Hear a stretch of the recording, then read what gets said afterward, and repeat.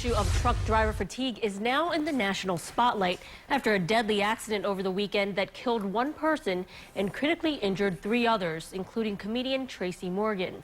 Prosecutors say the truck driver who rear-ended the actor's limo had been behind the wheel without sleeping for more than 24 hours. This tragic collision happened while Congress is debating whether to suspend certain federal regulations put in place last July to reduce driver fatigue. Safety advocates say rolling back any of these regulations puts people's lives at risk. At the center of the debate is the restart rule. Current law limits truck drivers' maximum work week to 70 hours. They may continue driving only if they rest for 34 consecutive hours.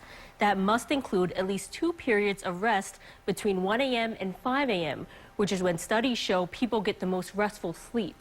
An amendment proposed by Republican Senator Susan Collins of Maine would suspend these restrictions and allow truckers to work more than 80 hours per week. Local advocate Ed Slattery is calling for Congress to reject Collins' amendment.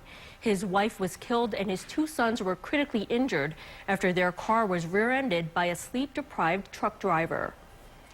It's not a Republican issue, it's not a Democratic issue, it's a family values issue, because my family has been pretty destroyed because of a trucker that fell asleep at the wheel.